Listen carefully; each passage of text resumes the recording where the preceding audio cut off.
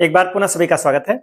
आज हम लेके आए हैं डीएलएड का जो प्रथम सेमेस्टर का कल पेपर होने जा रहा है 27 को, उसी में पेपर में क्या क्या आता है, कहां कहां से प्रश्न बनता है, उसी की बात करेंगे।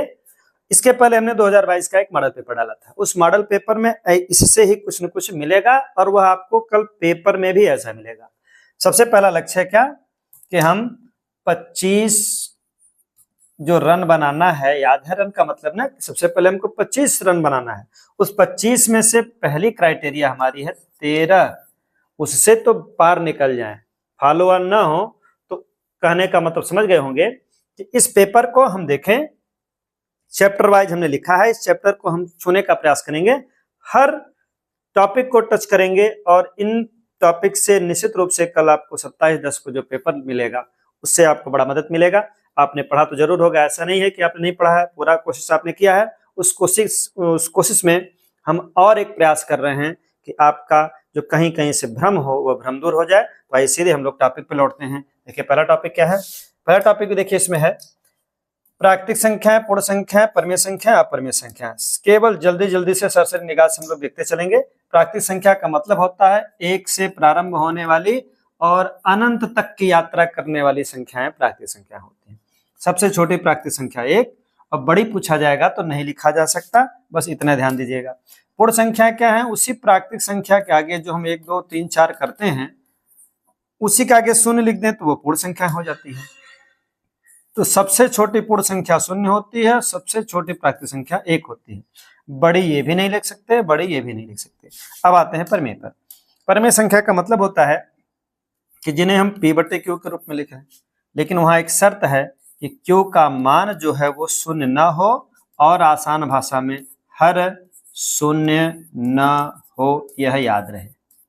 क्या क्या, p/q के रूप में लिखिए, मतलब अंश बटे हर के रूप में लिखिए, और q का मान 0 न हो। प्लस लिखिए, माइनस लिखिए, चाहे जैसे जैसे हम लिख दिए 7/3, यह भी परमेय संख्या है। ऋण 7/3 यह भी परमेय संख्या है। 7/3 यह भी परमेय संख्या है। ऋण 7/3 यह भी परमेय संख्या है। तो परमेय संख्याओं को हम 4 तरह से लिख सकते हैं प्रदर्शनिक रूप में, जो संख्यांक होते हैं। देखिए, एक यह भी लिख दिए, ऊपर ऋण है, नीचे ऋण है, ऊपर नीचे दोनों जगह ऋण है, ऐसा लिखा जा सकता है। लेकिन शर्त है कि 7/0 नहीं लिखिए, कुछ भी लिखिए, प्लस लिखिए, माइनस लिखिए, परमेय संख्या होती है। अब बात आती है परमेय संख्याओं की। अब परमेय संख्याएं वही होती हैं जिन्हें हम परमेय संख्याओं के रूप में नहीं लिख सकते। सीधा सीधा यह मतलब समझिए, जो कड़ी में संख्याएं लिख दी जाएं, अगर वो अभाज्य हैं, मतलब अभाज्य भी आगे हम बात करेंगे, तो वो सारी संख्याएं क्या होती हैं, अपरमेय होती हैं। पहली चीज, अगर आपसे पूछ दिया कोई 2 अपरमेय संख्या लिख दीजिए, तो आपको यह याद रहे कि जितने अंदर लोग बैठे हो कड़ी के सब अभाज्य हो, किसी से कटने वाले ना हो। या पाई, यह भी याद रख करके जाइएगा, पाई जो है अपरमेय है, लेकिन इसका वैल्यू दे दिया 22/7, यह परमेय है, इसको ध्यान दीजिएगा। बस इतनी सी बात है। आगे देखिए और क्या बात आती है इसमें, और हम क्या क्या देख सकते हैं। इसके बाद देखिए बात होती है सम की, बात होती है विषम की। सम विषम के लिए केवल एक लाइन आप याद करके जाइए, बहुत आसान है। इकाई पर क्या क्या, ये 5 गिनतियां 0 2 4 6 8, अगर ये इकाई पर हैं, अगर ये इकाई पर दिख गए इतने लोग, तो उनको कह दीजिए भैया तुम सम। अगर ये इकाई पर ना हो तो विषम। बस इतना याद रखना है, इससे ज्यादा कुछ नहीं याद रखना है। हम सम विषम से इतना मतलब है। अब जैसे बात करें कल की डेट की, 27 से देख लीजिए, 27 में इकाई के स्थान पर 2 4 6 8 नहीं है, इसका मतलब ये विषम है। 2025 है, अगर पूरी डेट लिख दें, 27 कल है और 10 है और यहाँ पर 2025 है। सबको चेक कर लीजिए, सम विषम यहीं चेक हो जाएगा। उदाहरण के साथ साथ हम लोग चेक कर लेंगे। तो देखिए यहाँ पर इकाई को चेक करना है, किसी को चेक नहीं करना, इसका मतलब 0 2 4 नहीं है, यह विषम है। ये देखिए 0 है, यह सम है। यहाँ पर देखिए 2 4 6 8 नहीं है, यह भी क्या है, विषम है। तो सम विषम इतना है। उसके बाद देखिए क्या है, भाज्य और अभाज्य। तो भाज्य और अभाज्य को समझने का सबसे आसान तरीका है कि कोई गिनती आप लिख दीजिए, और वहीं से चेक कर लीजिए, कोई समस्या नहीं होगी, आपके मन में जो गिनती आ जाए। चलिए मैं इसी को चेक कर रहा हूँ, 27 लिख दे रहा हूँ और एक 10 लिख दे रहा हूँ। फिर अभी हम बात करेंगे 2025 की बात करेंगे। बड़ी संख्या हो जाएगी, लेकिन छोटी कोई देखा जाए, बड़ी संख्याओं को से उलझने की जरूरत नहीं। तो इसी को पूछा जाए भाज्य है क्या भाज्य। तो सबसे पहले जब भाज्य भाज्य की बात आती है तो कुछ मत करिए, एक लिखिए और स्वयं वह संख्या लिख दीजिए और उससे पूछिए कि बीच में जो गैप है अगर वह कोई संख्या भर दे, कहने का मतलब 27 एक के पहाड़ा में भी आएगा और 27 में आएगा। अगर किसी और के पहाड़ा में आ गया तो भाज्य है। मतलब ये देखिए 3 के पहाड़ा में आएगा और 9 के आएगा, तो कोई भी एक आ जाए। 9 नहीं आता, अगर आ गया कितना 3 से ही कट जाता, तो मतलब अगर बीच में कोई संख्या मिल गई तो भाज्य। इसको देखिए 10 को 1 में आएगा, 10 में आएगा। लेकिन पूछा गया भैया और किसी का आएगा, तब तक 2 चिल्लाता हुआ आएगा, कहेगा हम भी काट देंगे। कहने का मतलब इस बीच में अगर कोई एक संख्या और मिल गई तो एकदम बिना किसी संकोच के कह दीजिए वो भाज्य है। लेकिन अगर यहीं लिख दिया गया मान लीजिए 23, अब इससे पूछा जाए और एक लिख दिया गया 87, अब दोनों को चेक किया जाए कौन सम है कौन विषम है, कौन भाज्य है कौन अभाज्य है, वो चेक कर लेंगे। यहाँ पर 1 लिखिए और 23 लिख दीजिए, 1 लिखिए और 87 लिख दीजिए। अब दोनों को चेक करिए कि कौन भाज्य है कौन अभाज्य। अब इसको चेक करेंगे, 23 जो है किसी के पहाड़ा में आएगा ही नहीं, इसका मतलब यह कुर्सी खाली रहेगी, इस कारण यह क्या हो गया, अभाज्य हो गया। अभाज्य को और आसान भाषा में याद करिए कि जो अपने पहाड़ा में आए, अपने ही पहाड़ा में आए वही है, जो अपने ही पहाड़ा में आए। एक में तो सब आता है, एक की गिनती तो हम कर ही रहे हैं, एक में सब आता है, एक में तो आता है, लेकिन जो अपने पहाड़ा में आए वही अभाज्य है। देखिए मतलब एक और अपने पहाड़ा में जो आएगा वही अभाज्य है, बीच की कुर्सी खाली है। अब आ जाइए 87 को देखा जाए। 87 में देखिए क्या है, 1 है 87 है। अब यहाँ अगर बीच में देखें एक इसके पहाड़ा में आ जाएगा, यहाँ विभाज्यता का नियम याद रहना चाहिए। इकाई के स्थान पर 0 2 4 6 8 आने पर वो संख्या 2 से कट जाएगी, 2 से नहीं कटेगा। 3 की विभाज्यता का नियम यह कहता है कि दोनों को जोड़िए, 7 और 8 को जोड़ेंगे तो 15 आएगा, फिर 15 को फिर से जोड़िए, 5 1 6, अगर 3 का पहाड़ा मिल गया तो 3 से कट जाएगा। इसका मतलब अब ये बताएं, अगर बीच में कोई भी एक गिनती आ गई तो वो भाज्य हो जाएगी। बस भाज्य भाज्य इतना याद रखना, इससे ज्यादा आपको दिमाग नहीं दौड़ाना है। कोई भी संख्या ले लीजिएगा, वह संख्या मान लीजिए हम एक संख्या लिख दे रहे हैं 45, इसकी भी बात वही कर लीजिए, 1 लिख दीजिए 45 लिख दीजिए। अब खाली इतने पूछ लीजिए किसी के पहाड़ा में, जो बचपन से पढ़े हैं, इतना दिमाग तो होगा कि 45 जो है 9 पहाड़ा में आ जाएगा, बस किसी एक को मिल गया, काम खत्म, ये भाज्य हो गया। अब ये गिनती और ले लें हम, जैसे हमने कह दिया 97 की बात कर लें। अब 97 देखिए 1 है और 97 है, अब बीच में कोई नहीं आएगा तो यह क्या है, अभाज्य है। प्रश्न पूछता है कि इस गिनती से इस गिनती के बीच कितनी अभाज्य संख्या है, उसके लिए एक ट्रिक याद करके जाइएगा। वो ट्रिक क्या है, 44 22 3 22 32 1। इसका मतलब यह है 1 से 100 के बीच यह अभाज्य संख्याओं की गिनती है, मतलब इनको जोड़िएगा तो देखिए 25 आएगा। 1 से 100 के बीच 25 अभाज्य संख्याएं होती हैं। उसमें भी और क्या है कि जो 10 20 30 40 50, जो 50 तक है देखिए 15 हैं। उसके बाद देखिए क्या है 60 70 80 90 100, उसमें केवल 10 हैं, तो दोनों को जोड़ देंगे तो 25 आ जाएगा। इसको भी याद रखिएगा। अब यह क्या 44 22 3 से क्या मतलब है, हर 10 20 जो हमारी गिनती है 10 20 30 40 50 60 70 80 90 100, ये जो लाइनें हैं हर लाइन में उतनी उतनी अभाज्य संख्याएं हैं। आज आप गिन लीजिएगा क्या, देखिए इसमें मतलब 10 वाली लाइन में 4 हैं, कौन कौन, 2 3 5 और 7। फिर उसी बार आगे बढ़िए, इसमें देखिए क्या है 11 13 17 19, फिर आगे बढ़िए, ऐसे ही आप कर लीजिएगा, समय कम है। इसके बाद देखिए आपका यहाँ 23 मिल जाएगा, एक 29 मिल जाएगा। फिर आगे देखिए यहाँ पर क्या है, ये 40 वाली गिनती है, 31 मिल जाएगा और 2 मिलेगा और 37 मिलेगा और कोई नहीं मिलेगा। इस तरह आप टोपी पहनाते जाइए। ये 50 वाली लाइन है, 41 मिलेगा, 43 मिलेगा, 47 मिलेगा। उसके बाद आगे बढ़ते जाइए, हम लास्ट वाला चल दे रहे हैं, ये देखिए 100 वाला है, केवल 57 मिलेगा। इस तरह आप चेक कर लीजिएगा, ये सभी अभाज्य संख्याएं हैं।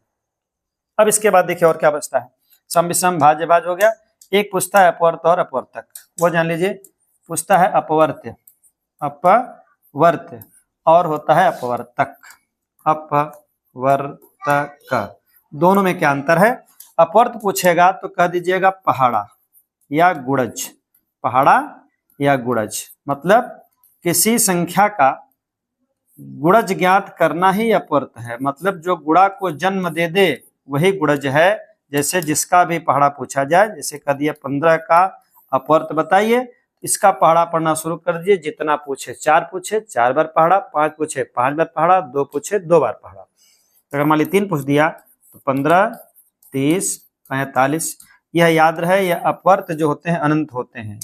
एक किसी संख्या का अनंत अपवर्त होता है, जितनी बार पहाड़ा पढ़ सकते हैं। अपवर्त का मतलब होता है विभाजक। और भाषा हम समझें कि जो संख्याओं को काटता हो, कौन कौन उस संख्या को काटता है वही अपवर्तक है। यह याद रहे, अपवर्त का मतलब पहाड़ा।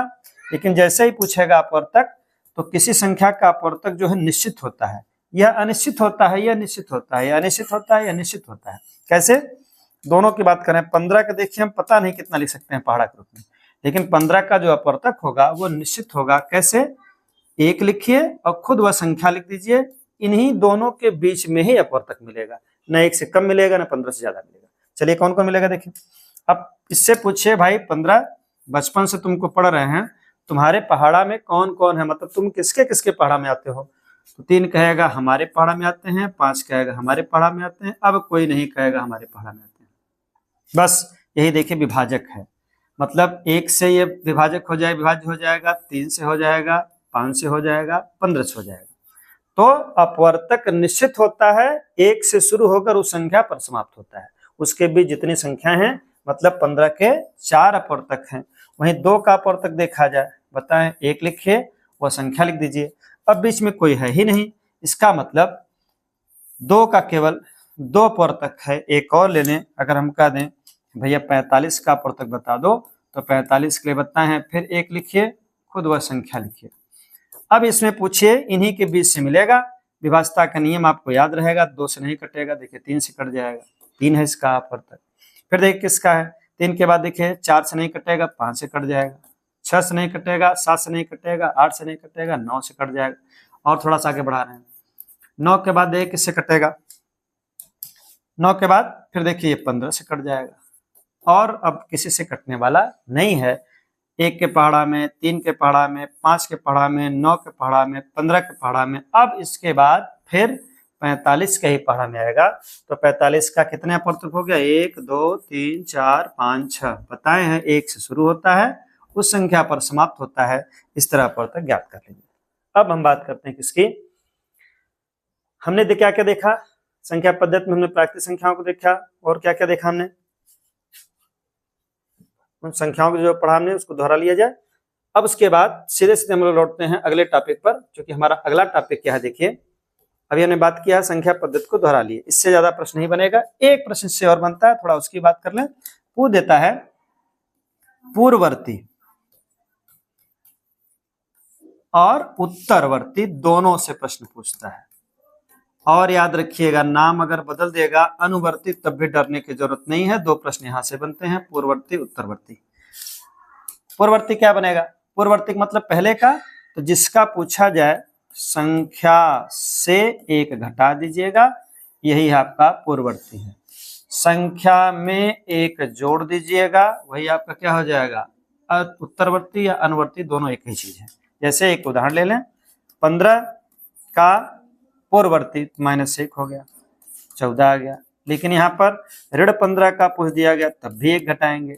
अब यही ध्यान दीजिएगा, इसी प्रश्न को लोग गलत कर देते हैं। जब दोनों जगह ऋण रहेगा तब ये जुड़ जाएगा, 15 1 16 हो जाएगा, लेकिन चिन्ह वही रहेगा, यह ध्यान रहे। 0 का पूर्ववर्ती नहीं पूछेगा, ऐसे प्रश्न उलझाएगा नहीं, उसकी बात हम नहीं भी करेंगे। 8 का पूर्ववर्ती पूछा तो 1 घटा दीजिए, 7 आ गया। लेकिन ऋण 8 का पूछ दिया, फिर ऋण 1 घटा दीजिए, तो 8 1 9 हो जाएगा। चिन्ह याद रखिएगा, ऋण का पूर्ववर्ती बढ़ता है और धन का पूर्ववर्ती घटता है। अब आ जाइए उत्तरवर्ती। उत्तरवर्ती में उसी संख्या को ले रहे हैं, 8 का, हमको 8 का निकालना है उत्तरवर्ती। उत्तरवर्ती के लिए 1 जोड़ते हैं, तो जोड़ दीजिए, 8 1 9 हो गया। ऋण 8 का उत्तरवर्ती, तो फिर 1 जोड़ेंगे, क्या आ जाएगा देखिए, अब विपरीत चिन्ह घट जाएगा। 8 से 1 घटेगा 7, जिससे घटाएंगे उसी का चिन्ह लगाएंगे। देखिए इससे घटा है तो ऋण 7 हो गया। ध्यान दीजिए फिर ऋण 11 का अगर पूछ दिया गया उत्तरवर्ती बताए हैं, उत्तरवर्ती के लिए एक जोड़ते हैं, एक जोड़ दीजिए। चलिए जोड़िए, जुड़ेगा नहीं, विपरीत चिन्ह है, 2 चिन्ह हमेशा घटता है तो 11 से 1 निकल जाएगा, 10 बचेगा। इसको जरूर याद रखिएगा। अब देखिए इसमें क्या पूछता है, एक सबसे बड़ी संख्या सबसे छोटी संख्या अगर दे दिया 2 0 4 6 3 से बनने वाली बड़ी संख्या छोटी संख्या, तो याद रहे बड़ी संख्या मतलब बड़ी संख्या से 6 4 3 2 0 इकाई दहाई कर लीजिएगा। यह क्या हो गया आपका, इकाई दहाई कर लेंगे तो गिनती पूरी हो जाएगी 64,320। छोटी संख्या करने के लिए शून्य से नहीं प्रारंभ करते हैं, उसके आगे वाली 2 0 3 4 6। उसके बाद क्या पूछता है, उसके पास पूछता है बड़ी से बड़ी संख्या छोटे छोटी संख्या। तो किसी अंक की बड़ी से बड़ी पूछेगा तो जितनी बड़ी बड़ी पूछे उतना 9 लिख दीजिए, सबसे आसान। देखिए अगर कह दिया 5 अंक की सबसे बड़ी संख्या तो 5 9, 3 अंक की सबसे बड़ी संख्या 3 9। तो जितनी बड़ी पूछे उतना 9, और जब छोटी पूछे तो 1 लिख दीजिए, और जितना कम पड़े उतना शून्य बढ़ा दीजिए। जैसे कह दिया गया 4 अंक की सबसे छोटी, सबसे छोटी पूछने के लिए 1 लिखना जरूरी है, सबसे छोटी के लिए 1 लिखना जरूरी है, और बड़ी के लिए कुछ नहीं लिखना जरूरी है, केवल 9 चाहिए। 4 अंक की बड़ी से बड़ी, तो देखिए हम दोनों लिख दे रहे हैं, 4 अंक की बड़ी से बड़ी 4 9, और 4 अंक की सबसे छोटी के लिए 1 लिखना जरूरी है। उसके बाद जितना अंक कम पड़ रहा है, हमको 4 अंक चाहिए, उतना शून्य बढ़ा दीजिए। देखिए 1 2 3, 1000 छोटी छोटी और 9999 बड़ी से बड़ी, ये याद रहे। इससे ज्यादा प्रश्न आपका नहीं बनता है। अब उसके बाद देखिए क्या बनता है, संख्या पद्धति के बाद अगला टॉपिक जो हमारा मिलता है वह मिलेगा दशमलव। तो दशमलव में देखिए क्या है, बड़ा आसान टॉपिक रहता है दशमलव का। चूंकि दशमलव संख्याएं जो होती हैं वह, कहां चला गया भाई, चलिए हम दशमलव की बात कर ले रहे हैं। दशमलव देखिए क्या है, दशमलव संख्याओं से क्या मतलब है, दशमलव संख्याओं का जोड़ घटाना देता है। तो आप दशमलव संख्याओं से डरिए मत, अगर कहीं संख्याएं दशमलव में आ गई, जैसे हम यहाँ लिख दें 15 प्लस 1.5 प्लस 2.73 प्लस 28.003, इन्हीं को जोड़ना है। तो जो दशमलव के बाद सबसे बड़ी गिनती दिख रही है उसको मत देखिए, आप पहले दशमलव के इधर देखिए सबसे बड़ा कौन है। देखिए 28 है, इधर 2 है, इधर 1 है, और जो दशमलव में नहीं है उसको भी दशमलव बना लीजिए। इतना काम करिएगा। हम 15 लिख सकते हैं 15.0। अब हमारी संख्या बन गई कितनी, ये 15.0 हो गई। कोई भी गिनती जो बिना दशमलव की है उसके आगे मतलब इकाई के आगे दशमलव लगा के शून्य लगा लीजिए, जितनी जरूरत पड़ेगी आगे बढ़ा लिया जाएगा। ये भी दशमलव है, ये भी दशमलव, ये भी दशमलव, ये भी दशमलव। अब क्या करिए, सबसे बड़ी संख्या लिखिए। बड़ी संख्या कैसे पहचानेंगे, सबसे पहले दशमलव के बाएं ओर से बड़ी चेक करते हैं। देखिए 28 है, ये 2 है, ये 1 है, ये 15, सबसे बड़ा वही है। सबसे बड़ा लिख दीजिए कितना, 28.003। अब दाहिने देखने की कोई जरूरत नहीं, 28.003 हो गया। उसके बाद देखिए 15 है तो हम 15 लिख दे रहे हैं, 15.0। और जितना कम पड़ रहा है सिधाई मिलाना जरूरी है तो मिला लीजिए, 0 बढ़ा दीजिए। यह हो गया, यह हो गया। अब 28 15 के बाद देखिए 2 है, चूंकि एक छोटा है तो इसको लिख दीजिए 2.73, जहां कुछ नहीं है 0 बढ़ा दीजिए। एक और बच गया कौन, 1.5। अब इसका जहां कुछ नहीं है, जो खाली दिख रहा है सब 0 करके इसको जोड़ दीजिएगा, जोड़ना आता ही है। तो इस तरह दशमलव की संख्याओं को हम देख सकते हैं। अब इसके बाद देखिए अगला क्या है, भिन्न संख्याएं। भिन्न को देख लीजिए, भिन्न से क्या प्रश्न आते हैं। भिन्न को जो प्रकार पूछता है वो 3 होता है। एक को बोलते हैं समभिन्न, दूसरे को बोलते हैं विषम भिन्न, और एक को बोलते हैं मिश्र भिन्न, या इसी को उचित और अनुचित नाम दिया जाता है। यह उचित भिन्न भी है, इसको भी जान लीजिए। अगर यह नाम दे दिया तो भ्रम ना हो, उचित इसको अनुचित कहते हैं। तो हम उचित अनुचित की बात नहीं करेंगे, सम विषम से समझिएगा, नाम जानते रहिए। सम विषम का मतलब क्या होता है, उचित अनुचित हम हटा दे रहे हैं, बात वही है। सम का मतलब एक ट्रिक याद रखिए, क्योंकि समय कम है, सबको रिपीट करना है। तो सम का मतलब अंश कम है तो सम है, अंश कम है तो सम है, बस यही ट्रिक आपको याद रहे। अंश कम है तो सम है, भिन्न में यह कर रहे हैं। अगर अंश कम है, अंश किस होगा यहाँ पर, अंश कम है तो सम है, कोई गिनती लिख दीजिए 7, इससे बड़ी गिनती लिखिए। देखिए अंश कम है तो सम है, फिर अगली गिनती क्या लिख दें, 11/12, अंश कम है तो सम है। 19/25 अंश कम है तो सम है, सबसे आसान तरीका। अंश कम है तो सम है, इसी को उचित भिन्न बोलते हैं। अब दूसरा क्या देखिए, मैं केवल अंश की ही बात कर रहा हूं। अंश कम है तो सम है, हर अपने आप समझ में आ जाएगा, ज्यादा है कम, अंश कम रहना चाहिए। अंश कम है तो सम है। अब विषम क्या है, अंश बड़ा है तो विषम है।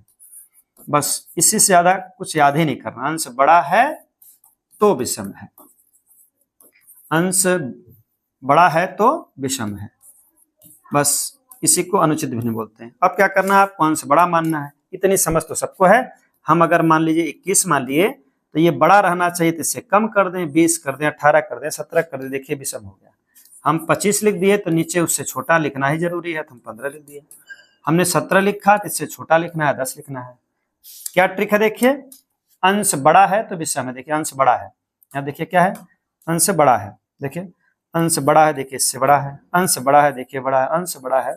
तो दो चीज तो याद हो गई, अंश कम है तो सम है, अंश बड़ा है तो विषम है। अब बात आती है मिश्र भिन्न की।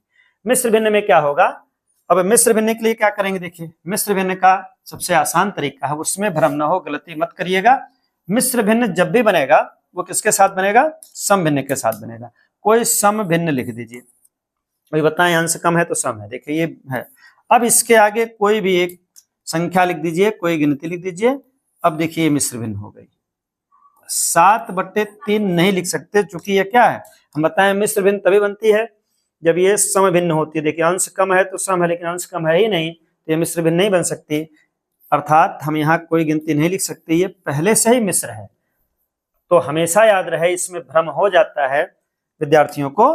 तो जब अंश कम रहेगा तभी यह सम रहेगा और तभी मिश्र भिन्न बना सकते हैं। अगर कोई कहे 1 2 3 मिश्र भिन्न लिख दीजिए, तो आप आराम से सम भिन्न के आगे कोई गिनती जोड़ते जाइएगा, आपकी सारी संख्याएं जो हैं वो मिश्र भिन्न के रूप में वो संख्या मिश्र भिन्न हो जाए। देखिए अब क्लियर हो गया।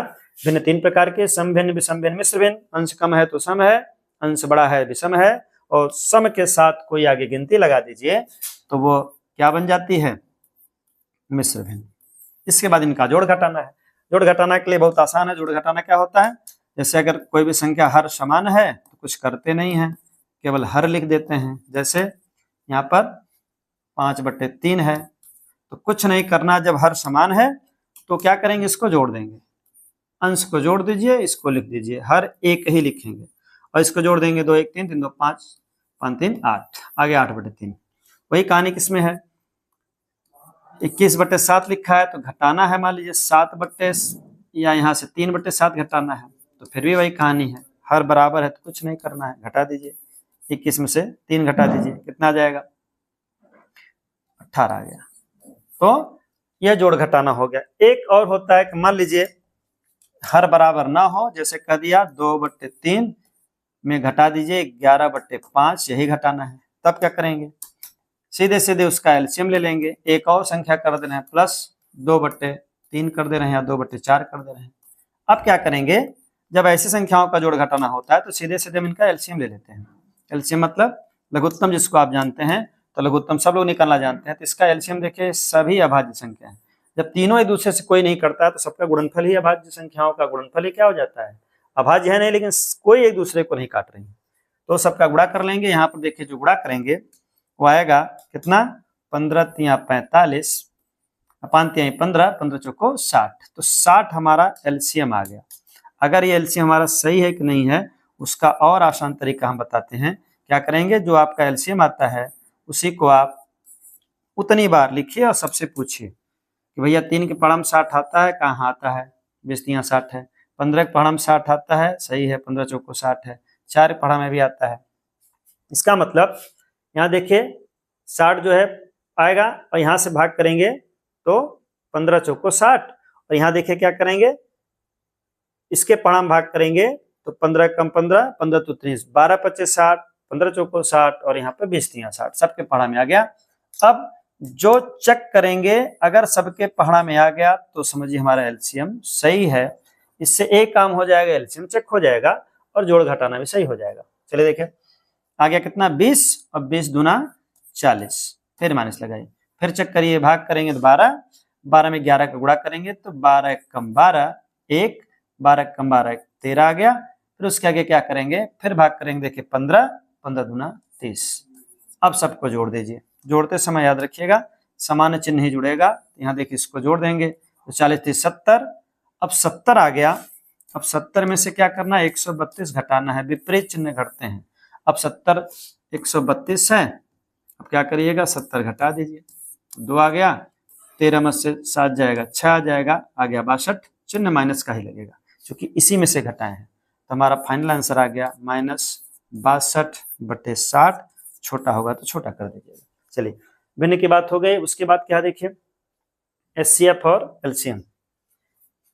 ये क्या होता है, जैसे हमको 12 का, 15 का और 30 का हमको एलसीएम निकालना है। तो एलसीएम के लिए सबसे आसान तरीका है, दो तरीका है, इसका गुणनखंड कर दीजिए। मतलब पहले एक से हम बताएं, किसी का गुणनखंड एक जरूर लिखते हैं, एक, चलिए 1 दूना 2, फिर 2 तिया 6, 6 दूनी 12।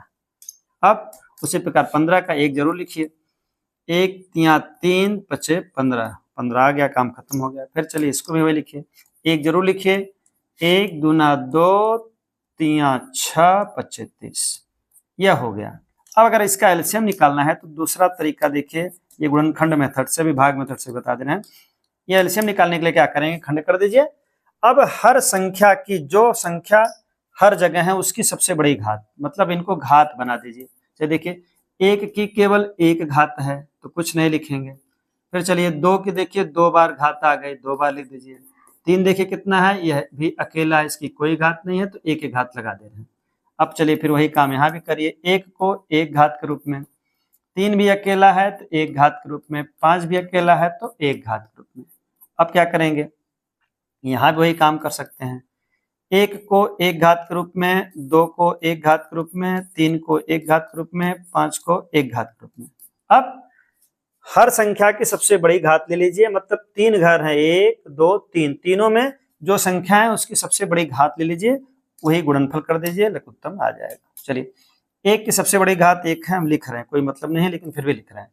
2 की सबसे बड़ी घात देखिए, यहाँ 2 की 2 घात है, यहाँ कुछ है नहीं, यहाँ भी अकेला है, तो सबसे बड़ी घात वही है कितना, 2 की 2 घात। तो हमने 1 को लिख दिया, फिर 2 को लिख दिया, 3 आ जाइए, 3 की देखिए यहाँ 1 घात है, यहाँ 1 घात है, 1 घात, तो 3 अपने घर का अकेला ही सबसे बड़ा है। 5 की बात करिए, 5 देखिए यहाँ भी अकेला है और यहाँ भी अकेला है, मतलब यहाँ यहाँ दो ही जगह आया है। अब यही गुणनफल ही हमारा क्या हो जाएगा, एलसीएम हो जाएगा। ये पहला तरीका, 2 2 4 हो गया, 3 हो गया, अब 5 हो गया, सबका गुणा कर दीजिए, 4 3 12, 12 5 60। यह देखिए गुणनखंड मेथड है। इसी को हम भाग विधि से दिखा रहे हैं आपको कि भाग विधि से कैसे लगेगा, मतलब जिसको आप जानते हैं 60 तरीका, बचपन वाला तरीका। या क्या, कौन कौन है देखिए, 12 15 30, हम यही दिखा रहे हैं। 12 कहाँ हिल रहा है भाई, हाँ 12 15 30, 12 है, 15 है और 30 है। इसका देखिए 60 आता है कि नहीं आता है, उस तरीका से निकाल लीजिए। चलिए सबसे पहले 2 से काटते हैं, 2 छक 12, जो नहीं कटता उसको उतार देते हैं। या देखिए काटेंगे तो 15 आ जाएगा, फिर 2 से नहीं कटेगा, एक संख्या कट जाएगी, 2 3 6, नहीं कटेगा, नहीं कटेगा। फिर उसके आगे देखिए 2 से नहीं कटने वाला, 3 पे आ जाएंगे, 3 से दिख रहा है जो कट रहा है, 1 आ जाएगा, ये 5 बार में, यह 5 बार में, अब 5 से कट जाएगा, काम समाप्त हो गया। अब जो आएगा सबका गुणा कर दीजिए, ये हमारा क्या है, सबका गुणनफल, 2 दूना 4 3 12, 12 25 60। इस तरह हम एलसीएम निकाल लेंगे। अब बात आती है एचसीएफ की। एचसीएफ में वही कर रहे हैं, देखिए 12 15 और मान लीजिए 20, इनका हमको एचसीएफ निकालना है। एचसीएफ के लिए फिर वही करेंगे, खंड करेंगे, 1 मतलब 2 दूना 1 जरूर लिखिएगा, बताए हैं, 1 दूना 2 दूना 4 तिया 12। फिर चलिए 1 तिया 3 5 15, फिर 1 दूना 2 5 10 दूना 20। ये हमारा क्या हो गया, गुणनखंड हो गया। अब एचसीएफ के लिए क्या करेंगे, जो हर जगह हो और उसकी सबसे बड़ी घात हो, मतलब सबसे बड़ा क्या, हर जगह होना चाहिए। देखिए अब यहाँ पर घात बना देंगे, तो घात बनाएंगे तो कोई एक तो छोड़ दे रहे हैं, एक पहले लिख दे रहे हैं, क्योंकि एक हर जगह होता ही होता है। अब चलिए उसके बाद क्या करेंगे, 2 देखिए यहाँ पर क्या है, 2 की 2 घात है, 3 अकेला है।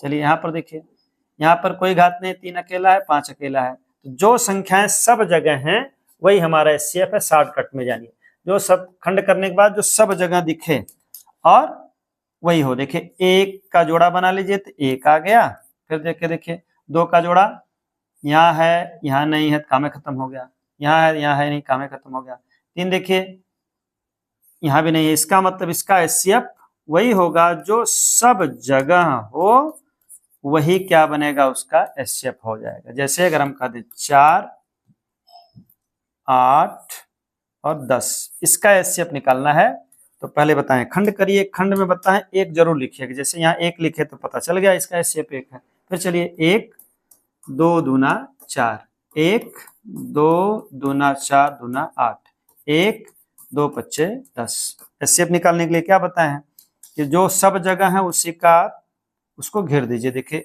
एक सब जगह है तो एक उतार लीजिए, दो सब जगह है तो दो उतार लीजिए, और कोई कुछ हर जगह मिलेगा ही नहीं, बस यही हमारा एचसीएफ हो जाएगा। ये गुणनखंड विधि हो गई। भाग विधि में क्या करते हैं, जैसे अगर कह दिया गया 12 और कह दिया गया हमको 24 का एचसीएफ बताइए, तो जो बड़ी संख्या उसी से भाग कर दीजिए। 12 दूना 24 आ गया 0 0। अब सीधे इसका क्या हो गया एचसीएफ 12 हो गया। अगर और संख्या जैसे कह दिया 4 8 12 निकालना है तो हमेशा बड़ी संख्या से छोटी संख्या से भाग करना शुरू कर दीजिए। सबसे पहले क्या लगाएंगे, देखिए 12 को बीच में रखिए और भाग कर दिए कितना, 8 से भाग कर दीजिए। 8 एक कम 8, कितना आ गया 4। अब फिर क्या करेंगे 4 से भाग कर दीजिए, 4 एक कम 4। अब कुछ बचा ही नहीं, मतलब उसका जो एचसीएफ है जो अंतिम आएगा वही उसका एचसीएफ हो जाता है। तो भाग विषय आसान गुणनखंड विधि है, कोई विषय लगा लीजिएगा। अब आगे चला जाए, देखिए अगला टॉपिक क्या है। उसके बाद देखिए प्रसन्नता पूछता है। प्रसन्नता देखिए बड़ा आसान है, हमने पहले से उसको इंडिकेट कर दिया कितने तरह के आते हैं। प्रश्न भूले न, इस नते नोट कर दिए हैं। प्रतिशत को भिन्न बदलना, भिन्न को प्रतिशत बदलना, दशमलव को भिन्न बदलना, उसका ट्रिक भी हम नोट कर दिए हैं। अगर प्रतिशत को भिन्न बदलना है, कोई प्रतिशत है जैसे कह दिया 4% को भिन्न बदलिए, तो कुछ नहीं करना है, केवल उसको बटे 100 कर दीजिए, छोटा कर लीजिए। 4/100 हो गया, इसको छोटा कर देंगे 2/50 और छोटा कर देंगे 1/25। तो 4% का मतलब होता है 1/25। फिर कह रहा है भिन्न को प्रश्न बदलिए। अगर भिन्न है तो देखिए भिन्न है तो उसमें गुणे 100 कर देंगे। जैसे अगर कोई भिन्न दे दिया और कह दिया उसी 1/25 की बात कर रहे हैं, देखिए तो 4% का भिन्न 1/25 है। अब 1/25 को हम लोग ला रहे हैं किसको, भिन्न में। देखिए ये भिन्न है, इसको प्रतिशत कर देना है, क्योंकि वही लिखा गया। देखिए भिन्न को प्रतिशत में, अब इसी को अगर प्रतिशत करें 4 आ जाए तो सही है। क्या किया गया है, भिन्न के लिए 100 से गुणा कर देते हैं। देखिए 100 से गुणा कर दे रहे हैं, ये कट जाएगा 25 को 100 आ गया 4%, याद रखिएगा। और दशमलव को भी वही करेंगे, गुणा करेंगे। 0.4 है, अगर कह दिया जाएगा इसको प्रतिशत बदलिए तो क्या लिखेंगे, गुणे 100 कर देंगे उतना प्रतिशत। अब देखिए गुणा कर देंगे 100 चौक को 400, जितने अंक पे दशमलव लगा देंगे, आ गया 40। अब 40 के आगे प्रतिशत आ जाएगा। तीनों चीज याद रहे, प्रतिशत है तो बट्टे 100 कर दीजिए, उत्तर आ जाएगा। भिन्न में है तो गुणा 100 करके छोटा करिए, और दशमलव में है तब भी गुणा 100 करके छोटा करिए, दशमलव लगा दीजिए। अगला टॉपिक क्या है, देखिए बीजगणित। बीजगणित में क्या है, बीजगणित में देखिए बहुत सामान्य सा प्रश्न पूछता है। बीजगणित के लिए आपको केवल याद रखना है चर और अचर, दो चीज याद रखना है। अचर का मतलब क्या है कि ऐसी संख्याएं जिनका मान बदलता नहीं है, स्थिर रहता है, इसी कारण इसको कांस्टेंट बोलते हैं। कांस्टेंट का मतलब जैसे हमने लिख दिया 2 + 8, इसका मतलब 2 और 8 को जोड़ने पर 10 आएगा। लेकिन हमने यहां लिख दिया x + y = 10। दोनों देखिए अभी कैसे पता चल जाएगा कौन बदल रहा है कौन नहीं। इनका निश्चित है 8 2 10 के अलावा हम कुछ इनको हेर फेर नहीं कर सकते, मतलब ये निश्चित हो गया 8 में 2 जोड़ने पर 10 आता है। लेकिन यहाँ निश्चित नहीं है, क्या, हम 1 में 9 जोड़ देंगे तब भी 10 आ जाएगा, हम 2 में 8 जोड़ देंगे तब भी 10 आ जाएगा, हम 3 में 7 जोड़ देंगे तब भी 10 आ जाएगा, 5 में 5 जोड़ देंगे तब भी 10 आ जाएगा। इसका मतलब यहाँ चर का मान स्थिर नहीं है।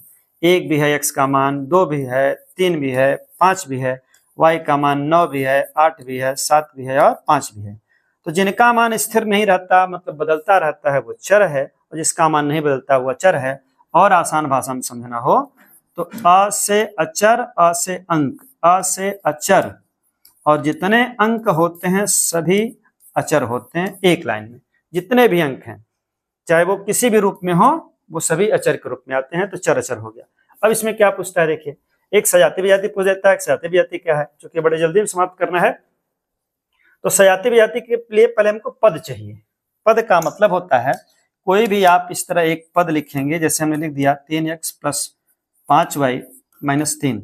यहाँ पूछा जाए कितने पद हैं, तो देखिए जितने लोग उतने पद, प्लस माइनस के साथ जो अलग होंगे पद हो जाएंगे 1 2 3, यहाँ 3 पद हैं। अगर पूछ दिया इसमें चर कितने पद हैं, तो चर देखिए बताएं, यही है, ये चर हैं।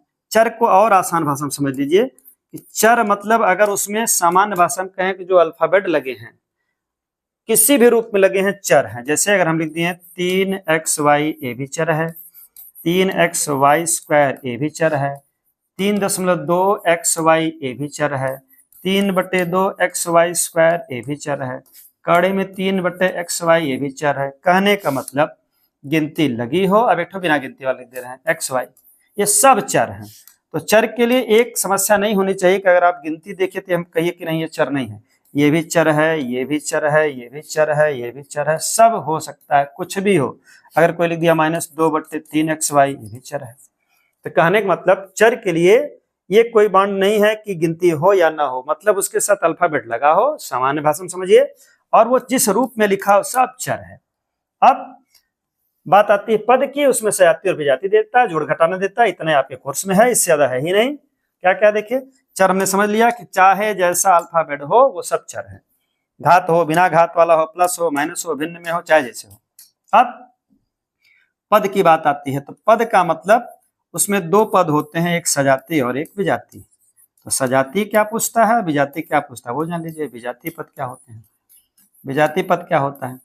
सजाती का मतलब उसमें हर जाति समान हो, मतलब चर की घातें समान हो, बस इतने से मतलब है, घातें समान हों।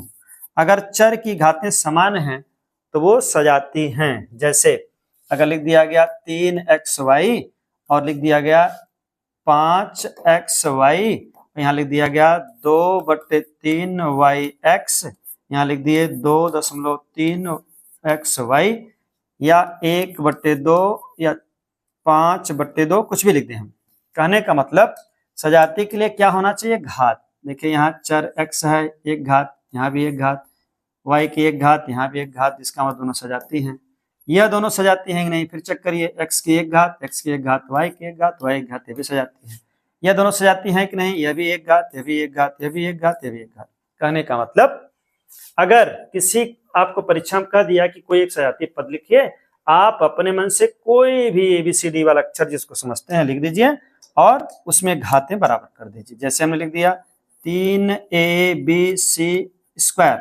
अब यही चीज आना चाहिए चाहे जैसे भी आ जाए, अगर आपके मन में आ गया नहीं दशमलव लिखे, लिख दीजिए 3.2 AC²B, देखिए वही चीजें आई हैं। अगर ऐसा है तो ये सजाती, देखिए A यहाँ पर भी है, B अकेला है, B अकेला, C की दो घात, सीधे इसका मतलब दोनों सजाती हैं, तो ये सजाती हैं। अगर यहीं पर हम एक भी घात बढ़ा दिए तो ये विजाती हो गया। अब हमको उससे मतलब नहीं है गिनती थी कि नहीं थी, अगर इतने हम लिख दिया ABC²। इन तीनों में पूछा कौन सजाती है, देखिए यह दोनों अब विजाती हो गए।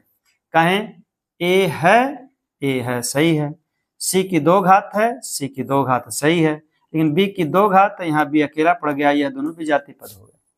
यह देखिए सजाती है, मतलब यह दोनों सजाती हैं, गिनती से कोई लेना देना नहीं है, सजाती और विजाती। एक प्रश्न पूछता है इसमें से कितना घटा दें कितना हो जाए, जैसे दे दिया 3x² - 5xy + 3 में से क्या घटा दें कि 5xy + 15x² + 9 हो जाए।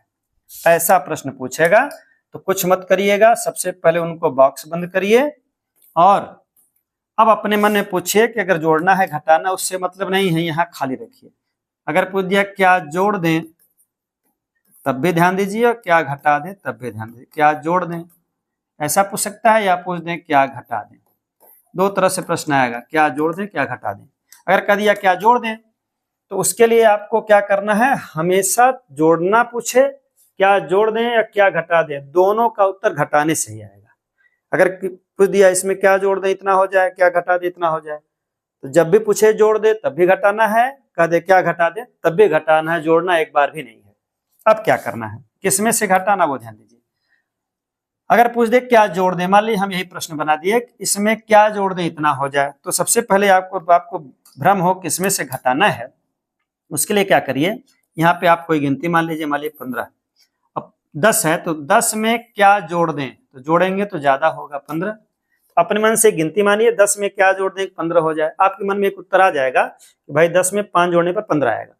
अब मन में आएगा कि 15 कहाँ से 5 आया, तो पता चला 15 से 10 घटाए हैं तब जाके हमारा उत्तर आया है। अब वही चीज हमारा यह भी क्लियर हो गया कि घटाना तो है ही, क्या करना है, हमको दूसरे से पहले घटाना है। क्यों, क्योंकि हमने क्या कहा 10 में क्या जोड़ दें कि 15 हो जाए। अब इसका उत्तर कब आया, मन में आपके आ गया 5, फिर सोचेंगे 5 कहां से आया, तो 5 कहीं बाहर से नहीं आया, 15 से 10 घटाया गया तब 5 आया है। इसका मतलब हमारा प्रश्न जो पूछेगा परीक्षा में यही ट्रिक अपनाइएगा, इसमें क्या जोड़ दें इतना हो जाए, तुरंत उसको गिनती मान लीजिए, 3 में क्या जोड़ दें कि 7 हो जाए, तो मन में आएगा भैया 4 आया, फिर पूछेंगे 4 कहां से आया, कहेंगे 4 से 7 से 3 घटा दिए तो हमारा उत्तर आ गया। इसका भी वही करिए कि दूसरे से पहला घटाइए। चलिए पहले दूसरा वाला उतार रहे हैं, इसको पहले उतारना है, 5xy प्लस 15x प्लस 9। अब घटाना हो चाहे जोड़ना हो दोनों को डब्बा बंद रखिएगा, ये आसान ट्रिक है, घटाना ही घटाना है, दूसरे के को घटाना है, किसको, 3x square minus 5xy plus 3। अब क्या करना है, कोष्टक तोड़ दीजिए और इकट्ठा कर लीजिए। चलिए कोष्टक तोड़िए, क्या करें हम, 5xy प्लस 15x प्लस 9। अब एक चीज हमेशा ध्यान दीजिएगा, कोष्टक के बाहर यदि माइनस है तो अंदर के सबके चिन्ह बदल जाएंगे, प्लस है तो माइनस, माइनस है तो प्लस। देखिए कुछ नहीं का मतलब ही प्लस होता है, तो ये भी चिन्ह बदलेगा, माइनस 3x स्क्वायर, यहाँ माइनस है तो प्लस 5xy, ये भी देखिए प्लस है तो माइनस। अब उसके बाद क्या करिएगा, सजाती पद साथ रखिएगा, मतलब बिरादरी लोगों को इकट्ठा करना है। चलिए बताएं कि सजाती में गिनती से कोई मतलब नहीं, चर की घात से मतलब है। देखिए xy खोजना है, xy देखिए कहाँ है, यहाँ है, इसको इकट्ठा करिए, क्या 5xy और उसके आगे क्या उतार दें, फिर प्लस, चिन्ह नहीं छोड़ना है। हम देखिए दोनों बिरादरी को इकट्ठा कर दिए। अब उसके बाद इसकी बारी आ रही है, प्लस 15x, अब x वाले को खोजिए, देखिए कहीं है कहीं नहीं है, यह है लेकिन घात अलग है, इस नाते बताएं घात समान होनी चाहिए। चलिए फिर इसको लिख दीजिए, कितना, माइनस 3x स्क्वायर, चर को इकट्ठा कर दिए हमने, क्या क्या, ये एक बिरादरी वाले थे इनको इकट्ठा कर दिए, और किसको इकट्ठा किए, इनकी कोई जात नहीं थी, इसकी भी कोई जात नहीं है, अब बचे अचर, अचर मतलब अंक, 9 बच गया। और चिन्ह सहित, याद रहे लिखते समय चिन्ह को हमको हेर फेर करना ही नहीं है, जैसे है वैसे ही, खाली एक याद रहे कोष्टक तोड़ते समय चिन्ह बदल दीजिए, बिरादरी के समय फिर चिन्ह नहीं बदलना है। अब इनका जोड़ घटाना किसमें होगा, जो सजाते रहेंगे उन्हीं में जोड़ घटाना होगा। देखिए ये जुड़ेंगे तो 5 5, वही याद रहे समान चिन्ह जोड़ते हैं, इसके आगे प्लस है इसके आगे प्लस है, समान चिन्ह जोड़ते हैं, 10xy, यहाँ पर देखिए इसकी कोई जात नहीं है तो ये ऐसे ही उतर जाएगा, 15x, इसकी भी कोई जात नहीं है ऐसे उतर जाएगा, यह तो ऐसे जानते हैं गिनती है, विपरीत चिन्ह घटते हैं, 9 से 3 निकला, 6 चिन्ह इसी का लगेगा प्लस। अब इसमें कोई जात नहीं है जो क्या हो, जुड़े, देखिए सब विजाती हो गए, xy हो गया, x हो गया, x स्क्वायर हो गया, x हो गया, 6 हो गया। तो ये क्या है, याद रहे कि जब भी पूछे क्या जोड़ दें क्या घटा दें, एक दूसरा उत्तर देखा जाए। जैसे पूछ दिया a प्लस बी से क्या घटा दें, छोटा सा प्रश्न है, क्या घटा दें कि 3ab माइनस 4b हो जाए, मान यही प्रश्न है। तो बताए हैं कि ऐसे प्रश्न हो, चाहे जोड़ने वाला पूछे और चाहे घटाने वाला पूछे, पहले दोनों को ब्रैकेट बंद करिए, ब्रैकेट बंद हो गया। अब अपने मन में एक प्रश्न करिए, इससे यहाँ कोई गिनती मान लीजिए, मान लीजिए 5, 5 से क्या घटा दें, जानते हैं घटाने के बाद कम ही आता है, तो कोई कम गिनती मान लीजिए 3, 3 हो गया। अब इसको भूल जाइए, 5 से क्या घटा देंगे 3 आ जाए, तो मन में आएगा भैया 2 आया है तो 2 घटा देंगे 3 हो जाएगा। अब सोचेंगे 2 कहाँ से आया, तो ये इसी में से आया, कहीं बाहर से नहीं आया। 2 तब आया जब 5 से क्या किया गया, 3 घटाएंगे। इसका मतलब इसका उत्तर तब आएगा जब पहले में से दूसर का घटाएंगे। चलिए घटाइए। a प्लस बी घटाना है, बताए हैं, चाहे जोड़ना हो चाहे घटाना हो, कुछ भी हो, ब्रैकेट बंद करिए। लेकिन ऐसे प्रश्न में हमेशा घटाया जाएगा। पहले से घटाना है कि दूसरे से घटाना है, ये आपको चेक करना बता दिए। तो पहले से घटाना है, क्यों, अभी बता दिए। 5 से क्या घटाएं कि 3 हो जाए, उत्तर 2 आया। 2 कब आया, जब 5 से हमने 3 को घटाया तभी 2 आया। इसका मतलब इसका भी उत्तर तब आ जाएगा जब पहले से दूसरा घटाएंगे। चलिए घटाइए, क्या, 3a माइनस 4b। अब बताएं, कोष्टक तोड़ेंगे चिन्ह का ध्यान देकर। a प्लस बी, कोष्टक के बाहर माइनस है तो चिन्ह बदलेगा। बताएं, कुछ नहीं है तो प्लस है तो ये उल्टा होगा, माइनस 3a। ये माइनस है तो प्लस हो जाएगा। अब सजाती इकट्ठा करके जोड़िए, घटाइए। चलिए देखिए, a यहाँ पर है, a यहाँ पर, यही चेक कर लीजिए। देखिए दोनों को, यही दोनों बिरादरी हैं, जुड़ेंगे चाहे घटेंगे। इसके आगे प्लस, इसके आगे माइनस। देखिए यहाँ माइनस, यहाँ प्लस है। इसके आगे 3 है, इसके आगे 1 है, लेकिन प्लस है, कुछ नहीं है तो 1 मानते रहिए। 3 से 1 निकल जाएगा, विपरीत घटते हैं। 3 से 1 निकलेगा, 2 बचेगा, जिससे घटाएंगे उसी का चिन्ह लगाएंगे, तो 2 ये हो गया। अब b और b आपस में जुड़ेंगे घटेंगे, सजाते जुड़ते घटते हैं। फिर चलिए 4 में, यहाँ 4 है, प्लस है, यहाँ देखिए भी प्लस है, तो 4 यहाँ पर, 1 यहाँ पर जुड़ जाएगा। क्यों जुड़ा, क्योंकि दोनों का एक का चिन्ह है, यहाँ भी प्लस यहाँ भी प्लस। हमेशा प्लस हो चाहे माइनस माइनस हो, हमेशा जुड़ेगा। तो 4 और 1 5b। अब ये हमारा आंसर आ चुका है। तो ऐसे प्रश्न आपके बीजगणित के हैं, बड़े आसान है। अब आ जाइए अगली टॉपिक पर हम लोग चला जाए। अगला टॉपिक क्या, देखिए रेखा गणित में है। रेखा गणित में देखिए क्या है, छोटा छोटा प्रश्न है, पूछता है क्या क्या पूछ देता है उसको जान लीजिए। रेखा पूछता है, रेखाखंड पूछता है, और क्या पूछता है, किरण पूछता है, ठीक, बिंदु पूछ देता है। तो इसी से प्रश्न आपके ज्यादा मिल जाते हैं।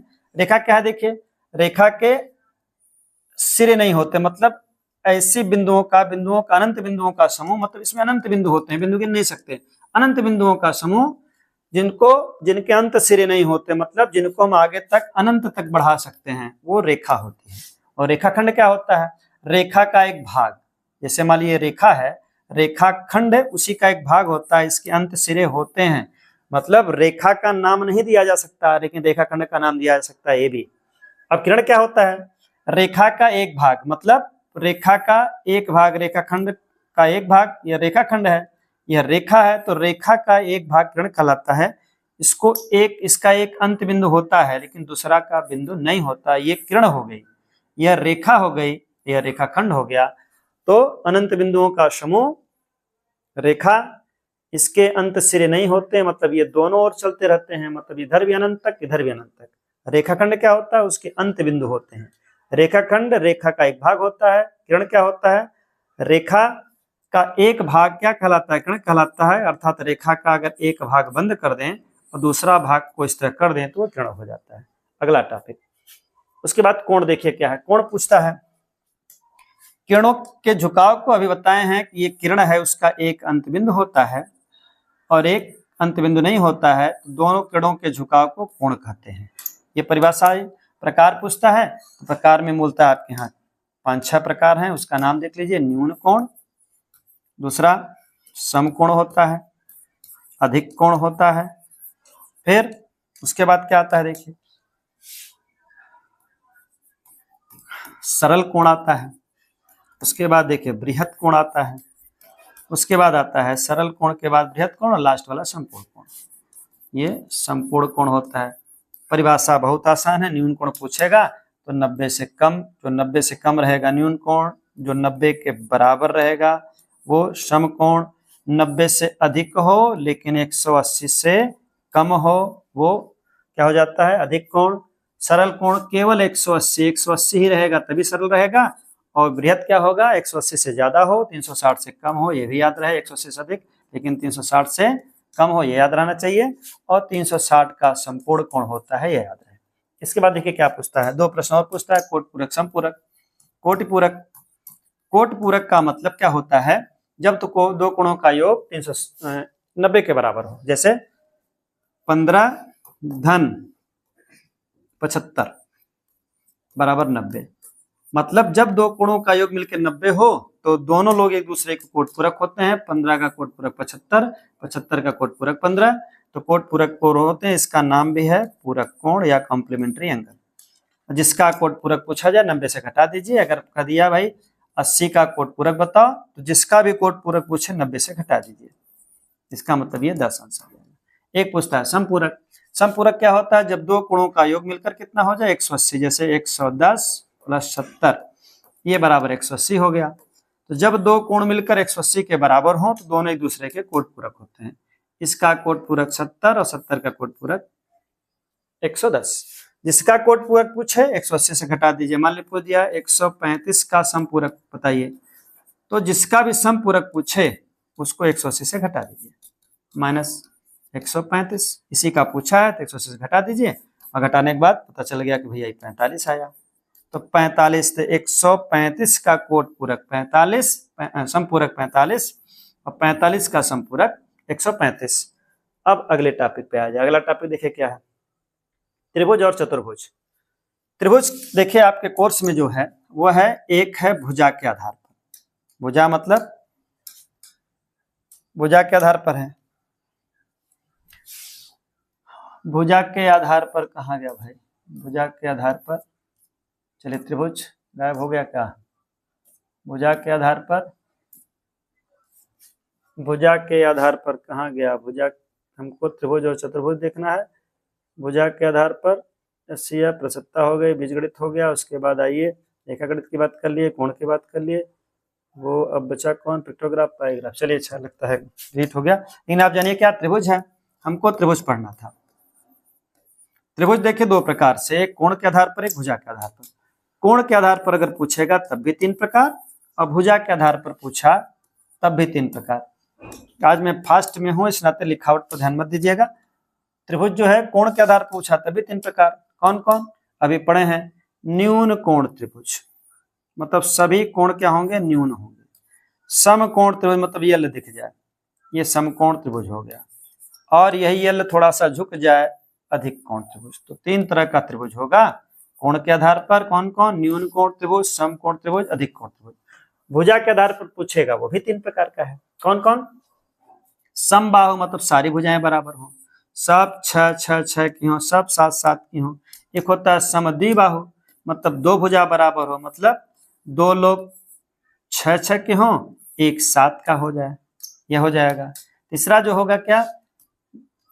विषम बाहु, मतलब एक भी बराबर ना हो, जैसे 7 हो गया, या 8 हो गया, या 9 हो गया।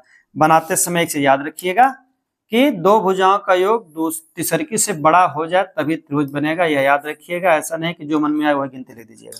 क्या करेंगे? देखिए 6 6 12 मतलब 2 लोगों को जोड़िए तीसरे से बड़ा हो जाए। देखिए 6 6 12 इससे बड़ा, 7 6 13 इससे बड़ा। यहाँ देखिए 9 8 17 इससे बड़ा हो गया, 9 8 7 9 7 16 इससे बड़ा, मतलब 2 लोगों को जोड़ने पर तीसर का बड़ा हो जाए। अब आता है ये बात चतुर्भुज की। चतुर्भुज देखिए क्या होता है। चतुर्भुज में कुल आपके बहुत कॉमन कोर्स हैं। चतुर्भुज क्या क्या है? देखिए कोर्स में बहुत सामान्य है। एक आयत है, एक वर्ग है। अब हम बताते हैं आयत का भाई समांतर होता है, अभी कैसे होता है अभी दिखा देंगे। और वर्ग का भाई सम होता है, एक होता है समलंब। मेन यही है, लेकिन आपसे जो प्रश्न बहुत नहीं पूछेगा। आयत में पता है जिसकी आमने सामने भुजाएं बराबर हो, देखिए यह आयत है। और इसी आयत को थोड़ा सा धक्का दे दिया जाए तो ये थोड़ा सा घूम जाएगा, यह समांतर है। दोनों में एक समानता है कि आमने सामने की भुजाएं दोनों में बराबर होती हैं। लेकिन क्या होता है, आयत में सभी कोण 90 होते हैं, इसमें केवल आमने सामने के बराबर होते हैं। वर्ग क्या होता है? जिसकी सभी भुजाएं बराबर होती हैं। सम की भी सभी भुजाएं बराबर होती हैं, लेकिन वह क्या होती है? समांतर हो जाती हैं। अंतर क्या है वर्ग में? वर्ग कहता है कि हमारे सभी कोण बराबर हैं, सभी भुजाएं बराबर हैं। सम कहेगा हमारी भी सभी भुजाएं बराबर हैं। वर्ग कहेगा कि हमारे सब कोण 90 90 90 होते हैं। ये कहेगा हमारे 90 नहीं है, खाली आमने सामने का बराबर होता है।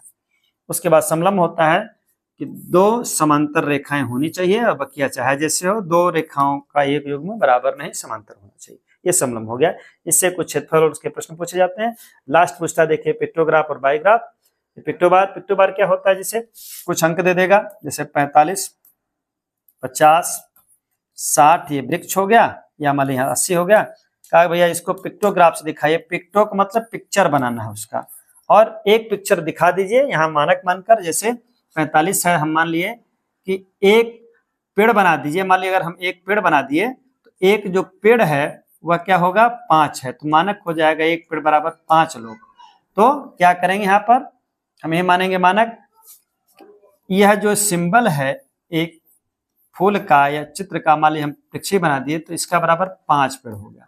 हमको 45 दिखाना है तो यही क्या करिए 5 बना दीजिए, 45 हो जाएगा। मतलब यहाँ 1 हो गया, फिर 2 हो गया, 3 हो गया, 4 हो गया, 5 हो गया। मतलब एक संख्या मानिए जिससे सब कट जाए, तो एक हमको 45 लिखना है।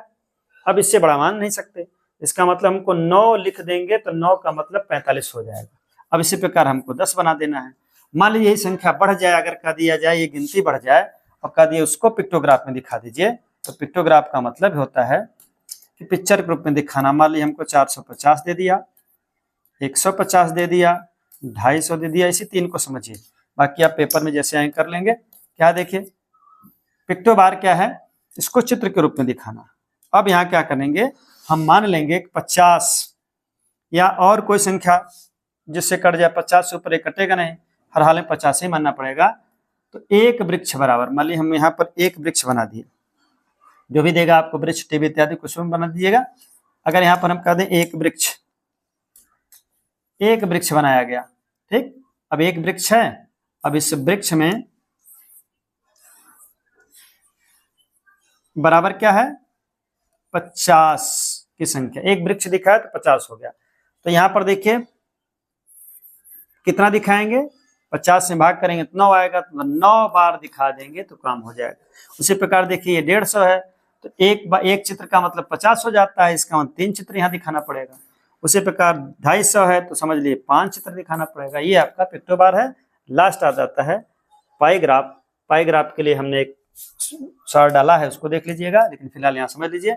पाईग्राफ का मतलब होता है किसी वृत्त में जो उसके कोण आते हैं उन कोणों को दिखा देना ही पाईग्राफ होता है। जैसे मान लीजिए उदाहरण है, जैसे अगर कह दिया गया 50, 70, 20 और 10 को, इन चीजों को हमको दिखाना। मान लीजिए ए है, बी है, सी है, डी है, 4 लोग हैं, सबकी हिस्सेदारी है, और इसको कह दिया भाई इसको पाईग्राफ से बनाइए। तो क्या करेंगे, सबसे पहले सबको जोड़ लेंगे। सबको जोड़ लेंगे तो देखिए 50, 7, 5, 12, 120, और ये हो गया 40, 10, 50, मतलब ये आ गया आपका कितना, सबको जोड़ लिए तो कितना आ गया देखिए 30, 100 मतलब 150 आ गया। अब इस 150 को हम कोण के रूप में दर्शाएंगे। कौन कौन कोण बना, तो कोण बनाने के लिए कल बताए थे, यह एक शार्ट में पड़ा है, उससे एकदम आराम समझ में आ जाएगा। अब क्या करिएगा, सीधे 50 लिखिए और 360 लिखिए, अब बट्टे कितना आया था, जो संख्या कट जाएगी ऐसी संख्या आएगी जो कटने वाली होती है। मान लीजिए यहाँ पर हम संख्या कम कर दें, यहाँ पर हो गया ये 30 कर दें, तो आराम से 100 की संख्या हो गई। तो हमेशा याद रखिए जब भी कोण बनाना हो तो टोटल संख्या 50 गुणे 360, यहाँ भी करिए, 30 गुणे 360, यहाँ चलिए 20 गुणे 360, फिर लास्ट में कितना है 20 गुणे 360, और लास्ट देखिए आपका 10 गुणे 360। अब क्या करना है, जो टोटल योग है हमने सबका योग करके बटे कर दीजिए। देखिए 50, 30, 80, 20, 100, अभी इसको हम कम कर, इसको 40 कर दे रहे हैं। 100 में मतलब ऐसी संख्या हो जो कट जाए, इस कारण वो संख्या मानी जा रही है, यहाँ हम 40 मान रहे हैं। तो टोटल योग क्या आया, 100 आया। देखिए 100, यहाँ भी 100 लिख दीजिए, यहाँ भी 100 लिख दीजिए, यहाँ भी 100 लिख दीजिए। अब सबको कट कर दीजिए, जो कटने पर आएगा वही कोण हो जाएगा। देखिए यहाँ 1 0 2 0 कट गया, इसका गुणा कर लेंगे। यहाँ पर 1 0 2 0 भी कट गया, इसका गुणा कर लेंगे। 1 0 2 0 इसका गुणा कर लेंगे। 1 0 2 0 मतलब जो कोण आएंगे उसी कोण को यहाँ बना दीजिएगा। मान लीजिए आ गया आपका 130 आया, 70 आया, 90 आया, जो भी आया वो बना देंगे, तो ये आपका पाईग्राफ है। आज के लिए इतना ही, मिलते हैं कल संस्कृत के साथ, संस्कृत के महामैराथन के साथ। देखते रहिए बेसिक लर्निंग एडवांस। अच्छा लगे शेयर करिए, धन्यवाद।